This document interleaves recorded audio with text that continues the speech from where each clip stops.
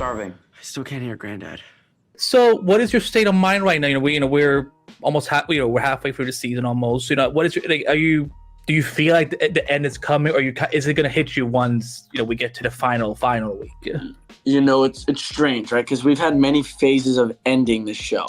You know what I was saying before? By the way, I was saying this to all the people that work on this show that kind of were behind the scenes during all the drama of season 3 when we thought the thing was going to end, all the drama of coming back for season 4, but most of the cast wasn't there. You know that trope in like a fantasy movie where they got like a big giant storming the gates of the castle and all the archers are, they're plucking it full of arrows and the guy looks like he's full of toothpicks. And, he's going, "Rah, rah," and then eventually one just shoots it right in the eye, and then it falls over. That's basically Superman and Lois. We just said it was a behemoth of a show, right? A real behemoth of a show on a behemoth of a franchise that just died this death of 1,000 cuts. All the while, I think that the people behind the scenes made sure that the quality stayed the same, which is just insane because if you were on the set between season 1 and season 4, it was very noticeable. You could not notice a budget cut that drastic, a cast cut that drastic. The crew changes, but everyone did unbelievable quantities of work to make sure the quality stayed up all 4 seasons. That being said, we've had many endings of the show. So I thought the show was over season 3. I said goodbye to everyone. It really looked like we weren't coming back, which is crazy because, even as soon as midway through season 3, we thought this thing was going 9 seasons. I can't speak about it too much yet, but maybe after the show's over. We even had a plan for what those seasons were going to look like. So by the end of season 3, I said goodbye to everyone. I thought that this show was this crazy whirlwind of a blessing that came into my life for 3 years. I couldn't exactly be angry because I was grateful that it happened. And then we got picked up for season 4. And I was like, that's also really crazy. You kind of said goodbye to a big portion of people that you kind of saw reoccurring. And then you say goodbye again. But because I said goodbye so completely season 3, it didn't feel as bad. But yesterday I had a bit of a realization because the episode aired, episode 4. And I realized how much I missed Jordan. All things being said, I didn't watch the episode. I still get weird feelings by watching myself. But I didn't want to talk about what was on the episode, so I reread the script, and I was doing my thing of just kind of going through these scripts and seeing when my character is and what my character does in the script. And I realized how much I missed Jordan. Like, I kind of grew attached to this kid that I got to play for so long. He really he has a beautiful soul, even if no one else sees it. So that all being said, I think I'm still going to say goodbye for a long time to come. Not just to the people, but to the character too. Yeah, and one of the things that because again, I as someone who's been watching since season 1, Jordan was always someone that resonated most with me because there's times where like he reminds me a lot about myself when I was his age. And one of the things I always loved about Jordan is that you're one of the few actors on the show that gets to play someone that we don't know from the comics. We don't have this mythology. We don't have this like kind of like comic Bible. So was that something that was always very relieving for you? Of like, well, people can't really put expectations on me, on my character, because we're this is our thing. This isn't like Jonathan Kent, who is already in the comics. That people already have like a perception of him, but you guys could go very, very different directions with him. Yeah, and I think that's part of the intrigue, right? The show as a whole, really, and you'll see that in what we do in the finale, because it's crazy. Oh, I have theories. I think after last time, I think I know where they're going. But yeah, go on. Come on, what are the theories? You got to give me some of these theories. I think that Clark is going to be retiring, and that you two will be the Superman of the world. I think I'm feeling you guys will be flying together, saving the world. He's going to be training you guys, and he gets to live like a normal life just with Lois, because that heart of Grandpa Lane, It helps, but it has restrictions. Like Cincinnatus going back to his field in Italy. The great emperor. He wasn't an emperor. He was a dictator. Whatever. Either way, that's my poker face. See my poker face. Yeah, yeah, exactly. Yeah, yeah. It's can't say it. Can't say it. Yeah. That's an interesting theory. I'm not gonna lie. I also like hearing the alternate theories because I'm pretty sure all theories of how this ended went through the writers' room. So I'm wondering, like by hearing what the fans are thinking, it's probably also a window into what some of the writers were thinking as well, because the writers are also just fans. That's pretty good. Yeah, no, but the question was how because you get to play an original character, how liberating was that for you? As again, you don't have to feel the pressure of kind of like the comics expectations. The writers got to use the comics as a bit of a sandbox to build whatever little castle they wanted, and I think that's for the best, because when you have 85 now years of canon behind you, it's the oldest superhero really. At least when we think of superhero, it's the first one we think of. And, it can trap you up, I think, when you're trying to write to that. I can't speak to it personally, but you would have so many things that it's impossible not to retcon, and it's hard to make a new story. So they kind of took inspiration from the comics and created the show that you see. Part of that is my character. And my character at the time, I didn't know what they were doing with him. I didn't know that he was even going to start saving people or get a suit at all, even the suit that you guys have seen. So I think that's part of the intrigue of the show. I'm very happy to be playing an original character because it sets you free as an actor. You're not beholden to what people have done before you, or you at least don't think you are. I know that Tyler and Bitsy also made sure that they weren't beholden to what other people have done by not watching it at times. I had nothing to watch, so it's pretty good.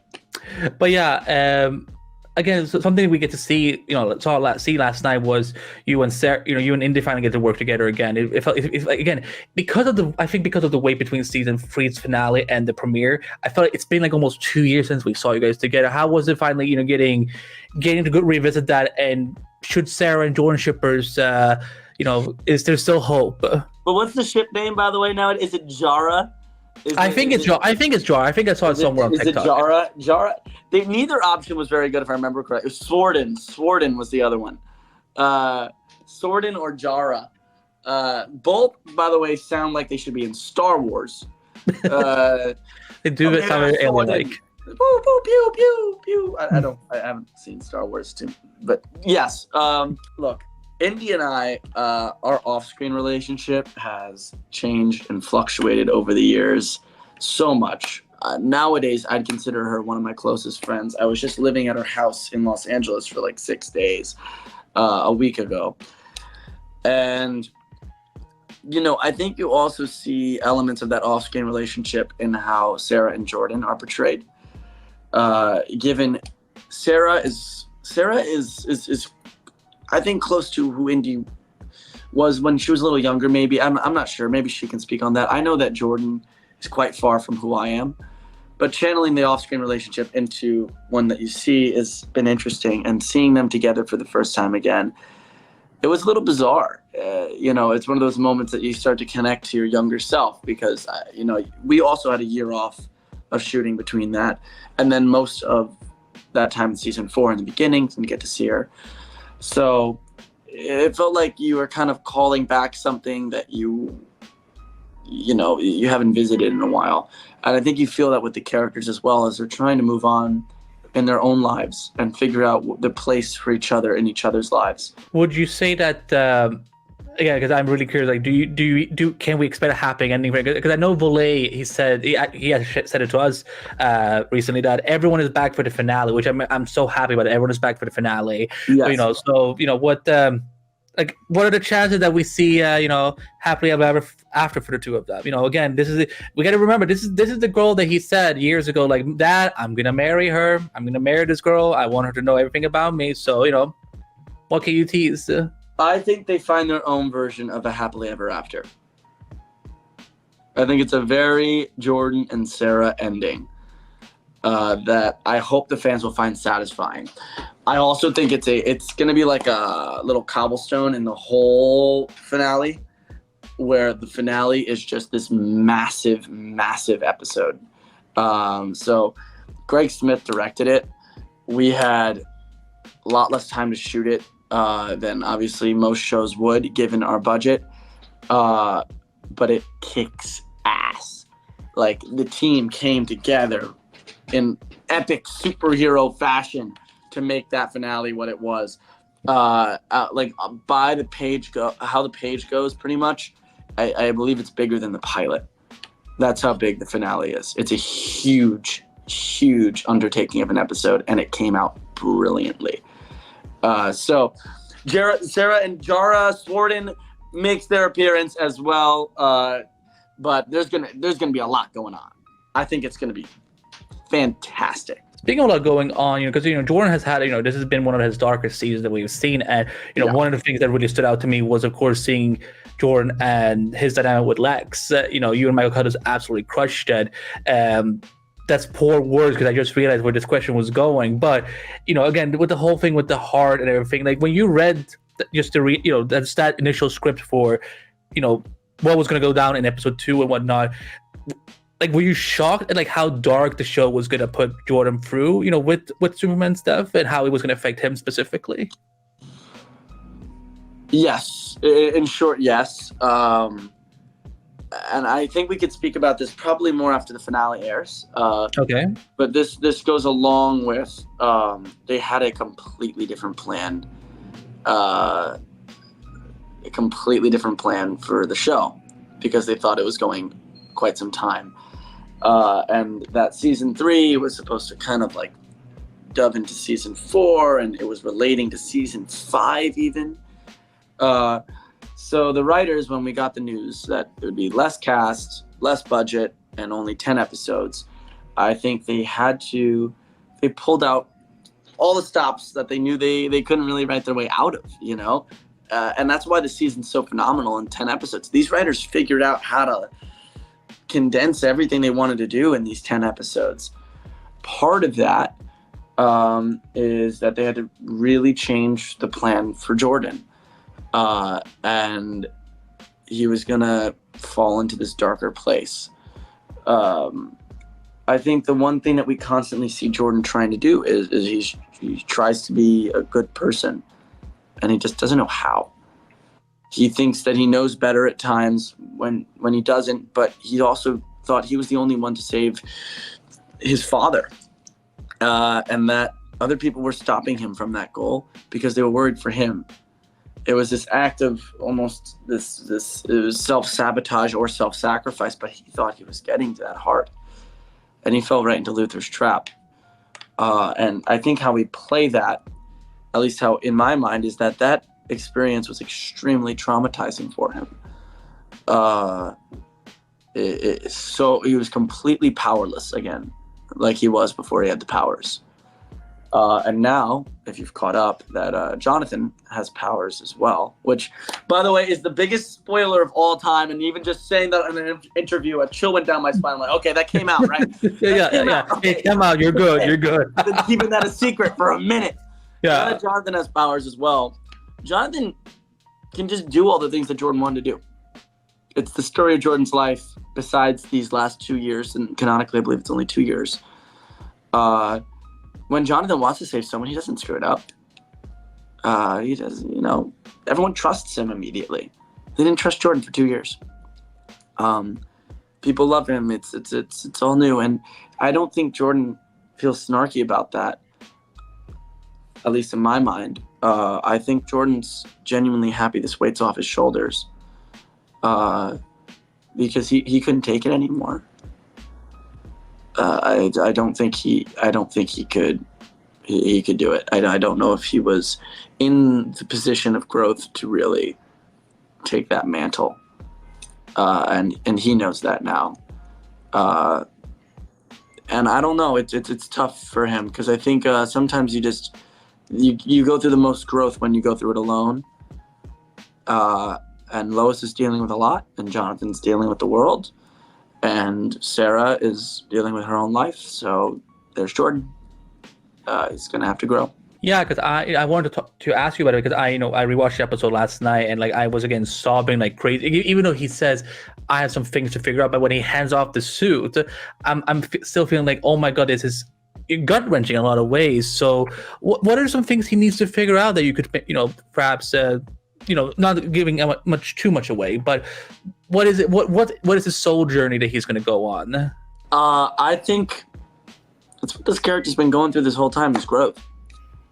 Also, I think people have this strange expectation when it comes to character development that it goes against the way that people normally develop. Like, people think it's this linear progression. Oh, he learned from this mistake, so he'll go to this one. I think it's a little more like stock market that just kind of finds its way. Exactly. If we're lucky, the stock market eventually will keep going up. But there are a lot of crashes along the way, and I think we can legitimately see some growth from Jordan as this season concludes. And I think, how can I tease this? I think we'll see the whole family take up new phases of their life. That's a tease. Okay. That's a very good tease. You feel teased. Okay. I just want to make sure everyone felt teased here. Yeah. No, but like, does that include, because also when I thought about him like giving the suit to John, I'm thinking like, is it also because he's maybe going for a new look? I mean, because you guys have been filming inside a lot this season. We haven't seen you guys like on location that much. So I was kind of like, what are they hiding? What could they be hiding? Like, am I on anywhere remotely close on the right track? We're hiding. We're hiding our budget. No, but the show looks good. I mean, like when I watched the first three, it comes down to the writing and the directing and all the producing. It comes down to all the producing because, like, you don't notice that it's. You don't notice that we were pretty poor the last season, but I don't know if okay, I don't think I'll get in trouble for this because it's not a spoiler. All right, well, now of course you're very like, okay, yeah, no, you won't get in trouble. Come on, tell me. If there's anything you wanted to take out, we can absolutely do that. We will.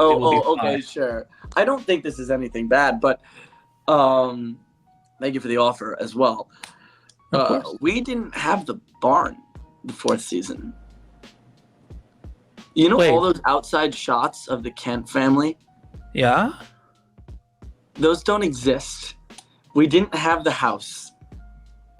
The house was demolished in season 3 because we didn't think we were coming back. And it's coming back to me because I recall there was something about like that some sets were being taken down. Yeah, so that I didn't think the farm was going down. The farmhouse. It was an empty house in a field. We had the inside sets in another location altogether. That outside set was extremely hard to shoot at, but also the people that own the land didn't. I don't know if they really wanted us there anymore. I don't know what the drama was. There was some drama, which didn't exist. All those scenes of outside are in a studio. And that's why we're always at night on the porch, because it's easier. Like, it's easier to be in like a black void. There was a genius shot in this last episode that Greg Smith did where he put the camera through Kyle, because all the sets are next to each other in the studio. He demolished the wall of Kyle's apartment to get a farther away view of the Kent porch that we built on the inside, and it looks like it's outside. You don't even understand the amount of like ingenuity that went into making sure just these small things were noticed. Like, we didn't have the place where the main characters lived. Like, it just didn't exist. It's an empty field now. Damn.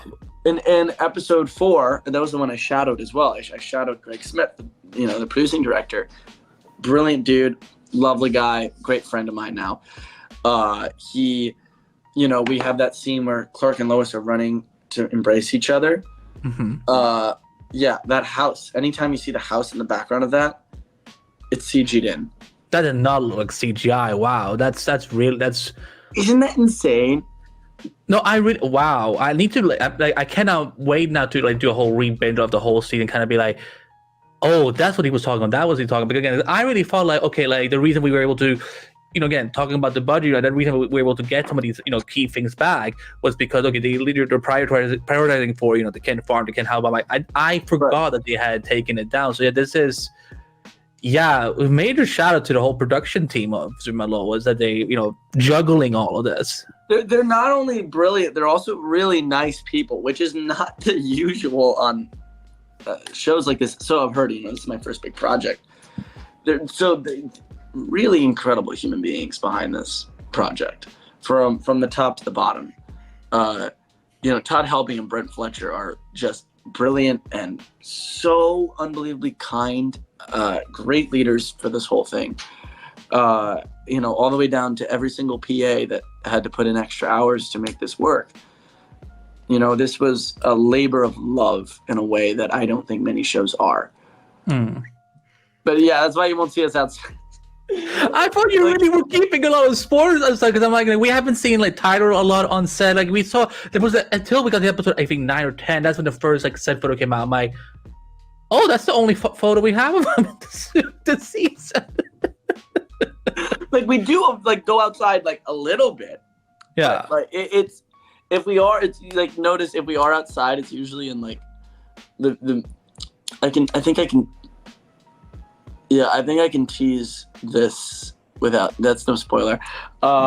We have a scene coming up in episode 5 that is in a French cafe. Not a big one, if you can only imagine. It's like a little scene in a French cafe. We have a shot of a French cafe. And that shot is obviously, it's an outdoors. But notice, we're in the middle of, a field. We actually went out to the middle of nowhere and just dressed this old building as a French cafe. All these outdoor shots you'll notice are in, probably cheaper locations and shutting down a whole street somewhere. It's pretty crazy. And, Smallville backlot, that is, that's all ours. That belonged to Warner Brothers. So we can get exteriors there. Out of the remaining episodes, outside of the finale, do you have a personal favorite that you're excited for fans to see, in particular for Jordan's development that we kind of been touching upon? Yeah, I'm trying to rack my brain. Well, episode 5, Elizabeth Henstridge directed. Episode 6, someone else directed. There was an episode that Michael Cudlitz directed. Yeah, I think it's 7. I think it's 7 or 8. Yeah. Yeah, I think I'm just a big fan of Michael Cudlitz. So yeah, I just really like the guy. I think he's a brilliant actor and also a brilliant director.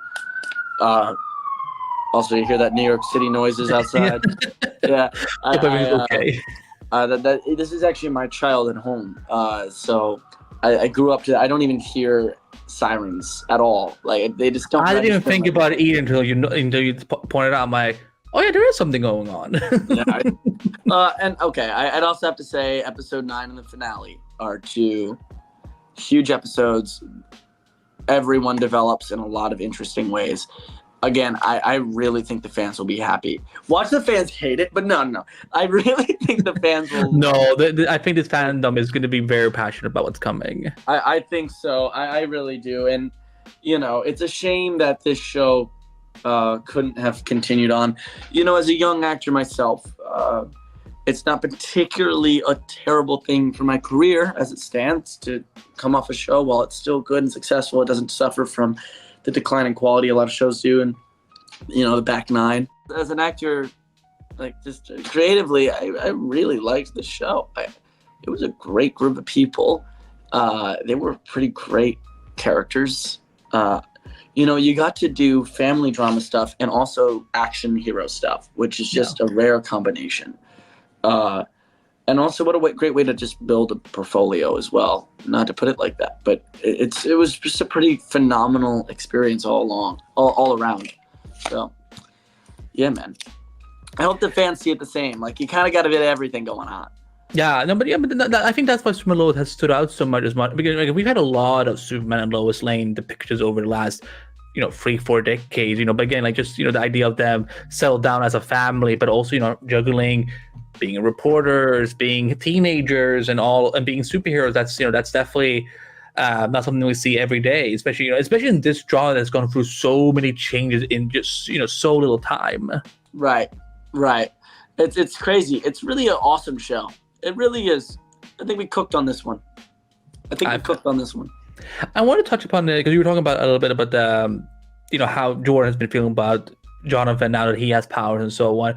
Is how with him as he's kind of like going through this phase right now of I guess being like the second Superboy in a lot of ways, like is that something that Jordan comes to acceptance with at some point, or like kind of like again, because this is the thing, they're both flawed teenagers, so again that's why I feel like a lot of these reactions are very natural. I feel like it was if they had been adults, and I would be like, okay guys, let's just calm down a little bit. It's gonna be fine. So what can you speak on that? Well, okay, I think when it comes to Jordan, the one thing that really comes to mind is that this kid's traumatized. That the last time he tried to do something like this, there wasn't too much of a gap between, like in terms of the timing of in the show, between the scenes in the crate and Jonathan getting powers. I believe they happened like 1 or 2 days apart. The last time Jordan ever tried to do something super was when this horrifying thing happened to him. So I think Jordan is terrified of it. I think he's traumatized from it. I think there's a lot of PTSD. I don't think he's too eager to get back into the game. And I think when he sees Jonathan is more capable than he was, he's relieved. And he's concerned about his brother too. He loves his brother. He wants to make sure that he can impart. I think, you'll start to see that, you want to see that he can impart some wisdom on Jonathan as well. And, does he stay there forever? I'll leave that for the show to parse out over time. But that's what we can expect from him, given his current state, as you guys know it. Do you again, because I know you talked about that you're very happy with where the finale goes, and again that the show was you guys thought were told or kind of expected the show to go on a little bit longer, but do you are there other phases of Jordan's life that you wish you could have explored while the show was still on, if the show had gone on for a little bit longer? Yeah, there's a lot, honestly, and I think again it just kind of comes down to the show is called Superman and Lois, ultimately that's who the show is going to be about. And I think as Michael and obviously Jordan Elsass and I were leads of this show. The two real name stars of the show are of course going to take that precedent when it comes to story. I do know that there are actors out there that kind of shake their fists and go, I wish they gave me more here. And I completely get that, but I think ultimately it's a team sport. So, I'm very grateful for everything I've gotten to play. Given a perfect world, given there was some sort of spinoff or whatever, I really would have liked to explore Jordan and Jonathan's social life a little more. Those scenes, episode 302, Elizabeth Hemstridge directed it. So much fun. It's the one where Jonathan, Jordan, let's call her Taylor, Natalie, and Sarah all go to that party. The cup gets thrown and they're kids.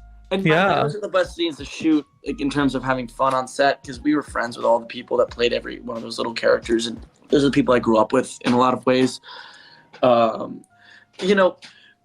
was just fun. You see them having fun. You see the development. You understand that they're kids. I think because of how the show's time limitations, we only really get to see them in these very adult contexts. Yeah. And it's easy to forget how young they are. I love those school scenes. Oh my God, I love doing the football stuff so much. So much. Those days were miserable but amazing, and team building in such an incredible way. Every single time a new actor came on my show, by the way, with the exception of Yvonne Chapman, who's phenomenal. Yes, love her. She's so good, and I never got to do this with her because I got too busy in season 4. But every time a supporting character would come onto the show, probably one of the smaller characters that was whatever. I would always take them out for dinner as like a welcome to the show. And sometimes other cast members would join me, like especially in the beginning. Eventually, it just kind of became my little quest. I just always wanted to make sure that everyone on the show felt really welcome. Anytime a writer came up from LA, and these are people that they've written for, but they don't really know yet. And I would always I would always go for Ethiopian food, believe it or not. Okay. Which, by the way, it's great because you're literally breaking bread. Like you eat it with your hands. Have you ever had Ethiopian food? I have not, but I'm also one who like craves food that you can just eat with your hands. Like who the frack wants a fork and a knife anyway these days? That's what I mean. We got to return to our roots. So either that or like we'd get like dosas, which you also eat with your hands. Like, I don't know why. It was always like eating with your hands food. I think it was just because you were quite literally breaking bread. Like have the injera. And like you get this, this subconscious trust. So those days were really fun because, those are the days where it all paid off, where you feel like these people were friends off camera. Therefore, even though we only get a couple little spurts, it feels like they have chemistry. And that's something that I really prided myself on. I really took pride in trying to make happen with the show. And I know everyone had their part in that as well. Something that I've loved seeing since season 4, and again, I know, it can be sudden when it's happening. But when Michael Bishop came in, as the new Jonathan Kent, like you guys, again, I keep thinking that you guys are twins because you guys like so identical. Like there was like you guys were I think you guys were at a Warner Bros event that a week, and I was like, I couldn't tell you two apart. I'm like, that's crazy. Yeah. Like, how is it? What can you tease about like some scenes you have more with him this season? Because again, I love the brotherly dynamic and kind of just again how again they're both very very different. But again, they're still teenagers. They're still flawed, and despite the great things Jonathan can do, I'm still sure he has a lot of things to learn. So what can you tease about their more brotherly scenes coming up? Well, I think you get a lot of them. Considering there's only 4 of us, 5 of us, of course, if you include Michael Cudlitz, who plays Lex Luthor, who you would not expect in the family dynamic. That duo is always present in the show. So you'll get plenty more of Jordan and Jonathan to come. Michael Bishop does a phenomenal job. It was really great. It was really great to work with him. That scene in episode 3 where he gets powers, he killed it. I took a lot of spit to the face in that scene. I don't know if you could tell. I saw something in the light. I'm sorry? I saw a little bit in the light when you guys were in there. It's great. Again, like as an actor, you want your scene partner to be into it. You'd be an asshole. I'll just say it. If you for some reason take into account the person kind of spitting on you when they're speaking. Were we doing a play and that was every night? Then you kind of get into some other territory. But for what we had to do that like 7 or 8 times. That's not a crazy amount. And if it means I get to watch a castmate kill it, it means I get to watch my castmate kill it. That's a small price to pay. And I think it was a moment that the fans were really anticipating as well. Speaking of moments that, like expectations, because something I keep wondering if it's going to happen is, we've seen a lot of Superman with Doomsday, and we know Doomsday's still out there, but did you get to do something, because I just want to see kids, punching that freak out. By the way, I always mention this to Todd Helbing, the showrunner and head writer, that Doomsday, really had a rough go about it. If we think about the character arc, started out as a Superman of another Earth. The only difference is that he was a little more insecure. That's the only difference between the two. A little insecure. Okay, he was pretty insecure.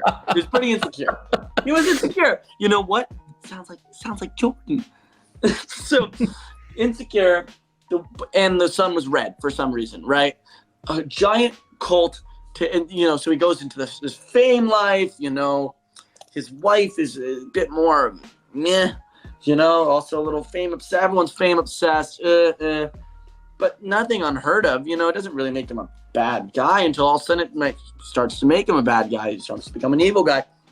But then this cult takes over the world, and he really tries to stop it, but it doesn't work. So then he finds out about this other world and selflessly sacrifices himself to save a world he doesn't even belong to. And by the way, we've established that there are a lot of parallel universes. So why does he care so much about this one? Well, he just has a big heart. In the end of the day, he's a drug addict. Through it all, he powered through. Okay, that's all to say that he gets killed and then brought back to life painfully, then killed again, brought back to life painfully, over and over again until he becomes an unrecognizable, human, not human, alien monolith, a meat obelisk, if you will, of his former self that just is spurred with anger and doesn't even know where he is, ends up, now what? Now he's destroying the world he sacrificed himself to save, and he's basically like a lapdog for an evil dude. Like, Bizarro is the real victim of the events of Superman and Lois. Yes. If we're being real. That's all to say. Yeah, well, I cannot spoil if Jordan ever fights Doomsday. That's above my pay grade. Is there when you guys, but like when he's actually there, like, is there an actor that is just doing motion capture? Like what? Like, are you guys looking at someone? Okay, who is? It's still Tyler in there. It's still Tyler. Okay, so he's the one doing all the facial expressions, and it's Paul. It's other guy, Paul, former wrestler, super talented guy, who did a lot of on the day stuff. And I'm not sure if Paul also did a lot of the mocap towards the end as well, but I do know Tyler did a huge amount of the face stuff. Oh, so that when we saw them fight in space, and like we see that close up on his face, like with the eyes, the teeth. That's oh wow. Yeah, I had no idea. Bizarro's still in there. You know what? Yeah, it's a good point. Nah, he's still in there. Like it's bizarre what's been going on here. This is quite the go about it for poor Bizarro. He didn't even get a cool name. Bizarro, he's not even Superman. Superman's awesome. Superman's, he smiles at the ladies. He's not really this version, but you know what I mean. Bizarro. You got cheaped out on the name, Yeah, a little bit, but it's a cool name. Yeah. But is it like a Superman, Bizarro, and then now he's getting tortured. It's a whole thing. As we again, as we look towards the end, I'm hoping that this is not the last time we see you in, because I want to see all of you guys still in this comic book genre in a lot of ways. Would you want to keep, if you got the chance, let's say if it's James Gunn who gives you a call about, coming, again, they're doing new interpretation of these DC heroes or villains. Is either of those two territories something you would be down for? And so, do you have any wishes on your wish list? Look, I don't know. If I got that call, it'd be a different conversation, obviously, in reality versus in theory. The characters I really want to play is probably something a little closer to self now, though. I got to play this very subdued. He was very complex, which is beautiful, and I'm so grateful I got to play it. But I would love to do someone that's a little more extroverted, like myself, and try to show off a bit of range here. I can't speak about it, but I got really, really close to a project just like that. It didn't work out, but it's how it is. So that's kind of what I'm going for now. Is probably something more along the lines of actually something that James Gunn would write. I know he's a little bit more into making a comic book look like a comic book. He did that so brilliantly in his Suicide Squad, which is a rare time I've seen a comic book movie. I know he did that with Guardians of the Galaxy. It just has this fun to it. So if I got a call to try to do something similar and things were a little more James Gunny, I wouldn't be opposed. But then again, a lot of actors out there, and I think I would love to give someone else an opportunity as well. I'm not trying to. There's a lot of characters in that universe. I think there's room for a lot of people. Who knows? If it were to happen, it would definitely be an interesting conversation. I'll leave it at that. If you don't mind me asking you, looking at the outside, but like looking on the outside of this, how are you feeling about the new direction for Superman? With David Cornsweet, from what we've seen and heard so far, as someone who's been part of this franchise now for all these years. Look, my personal belief is that the two were different enough; they could have coexisted. I agree. Like this guy, it looks very different. I think. And I think that's why James Gunn is so good at what he does. Is that he makes it look. It's not campy per se. It's more like it just has this veneer of like you're watching something that is a little bit elevated from reality, which is very different from that like Christopher Nolan school of, like, when we saw the Dark Knight movies, they were so incredible because they're like, whoa, this looks like real life, and these characters are so interesting and dark. And I think Superman and Lois falls a little bit more in that Nolan-esque school of like grounding these characters in something. Whereas from other work I've seen of James Gunn, he goes the other direction, which I think is brilliant in itself. I don't know what his plan is with the Superman movie. I haven't spoken to him. I've actually never met the guy. We've talked on Instagram briefly. So we'll see what happens. I just hope that for record now, like when people see and read it, they're gonna ask now, like, what did you and James talk about? So have fun with because I'm not gonna poke and pry, but just so you know that people will want to know, because anytime like anyone like from the Arrowverse specifically has had any conversation with James, people go like, could this mean something? What could this mean? And I don't know. Hey! A lot of people talk to a lot of people, all right? Can't speak onto specifics. Yeah, no, but I know he was a supporter of the show. Again, I agree with you that I feel like these two things could have coexisted. Again, I've always thought that DC's always like, we love the multiverse, but only when like it fits them. It looks like they're trying a new strategy. I don't really know. I also know there are a lot of bigger mechanisms at work here, right? Like Warner Brothers also went through a transition. There's a lot. Right, the entire state of the entertainment industry is in a state of transition that I don't know if we're going to get out of anytime soon. I definitely think it hit its bottom with the strike, but we'll never see it like it was. It was almost like it was a bit of a bubble in a way, that they thought there was demand for all these very niche shows, and they kept making more and more and more content, and eventually, there wasn't enough screen time because our eyes were being drifted away now to TikTok and Instagram. And I think that's something that the head of Netflix said at one point. I think Brad Schwartz is his name. He said, our competition isn't HBO, our competition is TikTok. And it's an interesting way of putting it, just how much entertainment has changed in general. So whether or not James Gunn, taking it back to Superman and Lois, just wants to captain this ship in a way that he knows will work, given that everything's in flux, who knows? It's a business decision in the end of the day. Now, as you're also promoting Superman Lois, what else are you working on right now that we can look forward to? Anything that you can talk about that won't get you in trouble. What are you working on? What are you cooking over there? What am I cooking over here? I can't talk about the acting stuff. That is all top secret stuff. But I'm still doing some stuff over at the UN, actually, believe it or not. I'm gonna try to get together a big conference of influencers and people of note to talk about the importance of fact-checking anything they repost, to try to nip misinformation in the bud a little bit. And I'm also starting this video series that I can't announce yet, that is self-produced along those same humanitarian lines.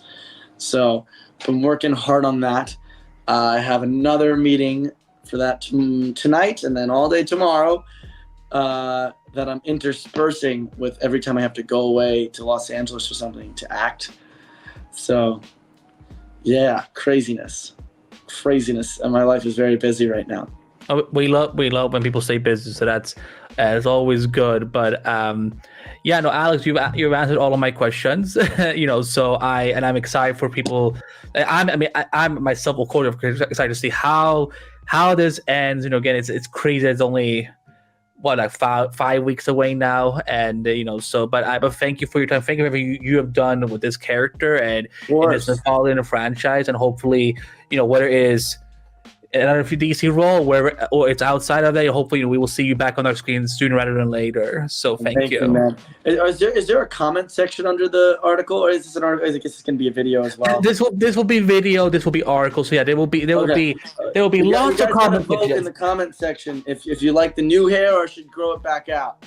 I'm getting everyone's opinions on this. It's very new. It's very new. It's very new. It's very new. It's straight now. They put chemicals in my hair. It was a bizarre twist. The joke I made for everyone, I said actually I was curling it the whole time. Believe it or not, the last 4 years. No, but it's straight now. It's short.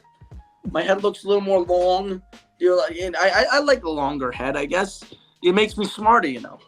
It's dimension. Put down in the comments if we like the hair. What you think will happen in the end of Superman and Lois, because you guys can be very creative, and I always like reading it. Luther doesn't think I'll do whatever it takes to get it back. But he's wrong.